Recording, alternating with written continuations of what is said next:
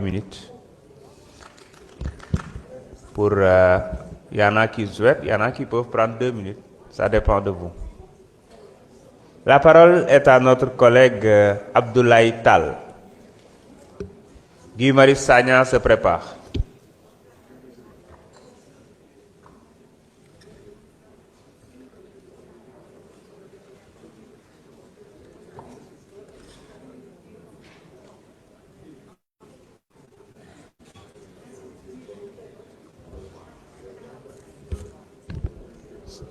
Merci beaucoup, Monsieur le Président.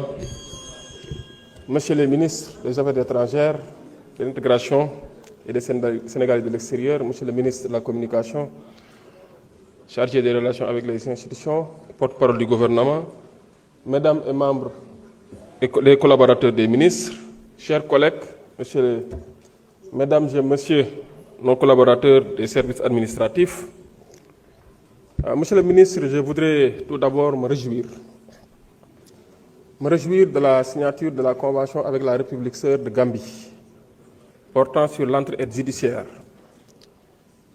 Ce que je déplore est que cette convention a été signée depuis 2020.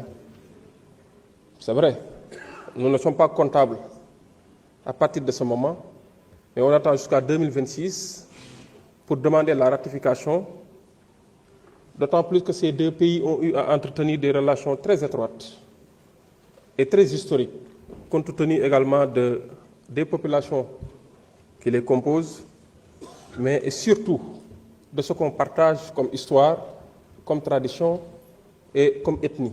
Et c'est très important. Le pourquoi je le déplore, Monsieur le ministre, c'est parce qu'il y a eu des cas où des Sénégalais avaient été arrêtés en Gambie, et ce avant même 2020. Moi, je me pose la question, quel a été le sort, compte tenu du fait qu'il n'y avait pas de coopération entre ces deux pays, quel sort a été réservé à ces traitements? Je peux considérer ou en déduire qu'il y avait effectivement des violations des droits de l'homme, parce que je ne peux pas comprendre qu'entre ces deux pays, où il y avait la Sénégambie, qu'on nous dit que des Sénégalais ont été arrêtés, et par la procédure de simple remise de police à police, des Sénégalais ont eu à quitter la Gambie pour venir être traduits ici au Sénégal. Ça, c'est une violation. Et je pense que cette convention vient à son heure pour pallier les insuffisances et les lacunes constatées par rapport à cette situation. Monsieur le ministre, on a parlé du projet de loi portant autorisation de ratifier l'amendement qu'on apporte sur l'article relativement au statut de Rome, la Cour pénale internationale. Qui parle de Cour pénale internationale, monsieur le ministre, parle de droits de l'homme, parle d'humanité, parle de crimes imprescriptibles, parle de torture. Et monsieur le ministre, ça vous me permettrez de faire une extrapolation. Ce n'est pas un hors-sujet ou une digression, mais peut-être une extrapolation. Parce que je considère que la responsabilité nous incombe tous de ne jamais rester indifférents ou insensibles face à des situations humanitaires qui anéantissent la dignité humaine.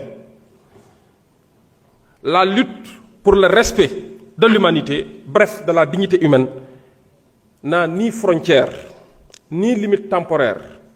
Elle est permanente, universelle et éternelle. Je le dis et je le répète, la situation de l'ancien président de l'Union des Comores, Mohamed Abdallah Sambi, nous interpelle tous.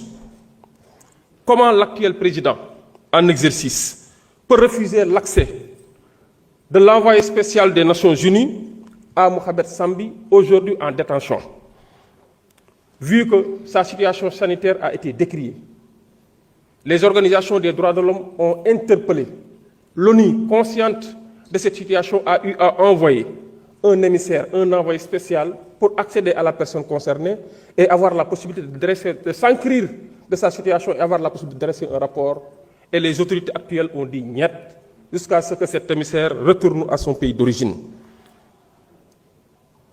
Monsieur le ministre, comment peut-on admettre que des autorités en place, je parle des autorités exécutives de l'Union des Comores, peuvent refuser d'exécuter une décision judiciaire émise par les autorités judiciaires de l'Union des Comores et qui autorise l'ancien président en détention avec une santé dégradée de bénéficier à la suite d'une évacuation sanitaire de soins adaptés. Comment peut-on refuser d'exécuter une telle décision, compte tenu du fait que cette décision a été rendue pour des raisons humanitaires? Alors, qu'attendons-nous pour agir, Monsieur le ministre? Qu'attendons-nous pour agir devant les cris de détresse qui ont été émis par l'ancien président Sambi? Ces cris de détresse qui ont été émis par ses proches, qui ont été émis par des organisations des droits de l'homme, des organisations de défense des droits de l'homme. Qu'attendons-nous pour agir? Je rappelle que le Sénégal s'est toujours érigé en médiateur devant cette pareille situation.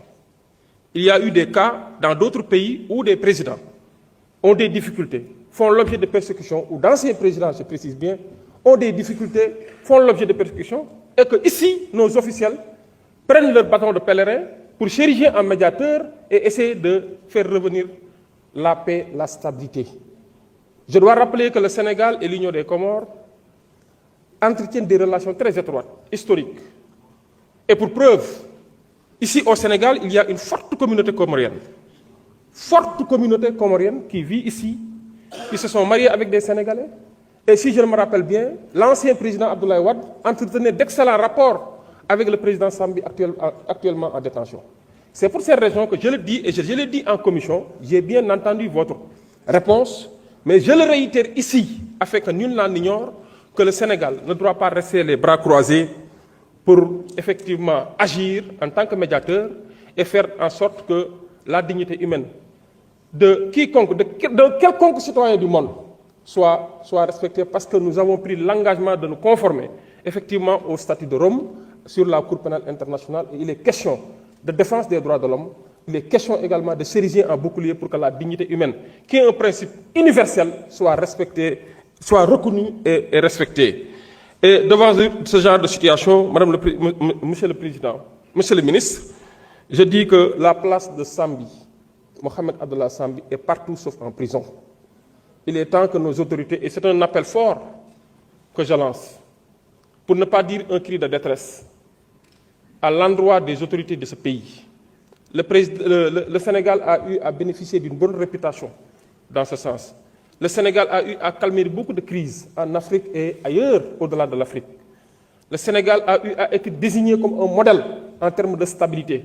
Et je pense que nos autorités officielles ont cette responsabilité historique devant nous et devant l'Afrique et devant le monde entier d'assumer effectivement cette posture de, bien entendu, s'ériger toujours en bouclier contre le non-respect de la dignité humaine, mais pour la préservation du respect de la dignité humaine. C'est pour cette raison que, Monsieur le Ministre, j'ai bien entendu votre réponse en commission, mais je le répète ici, parce que si demain, Mohamed Abdallah Sambi meurt en prison, qui sera condamné?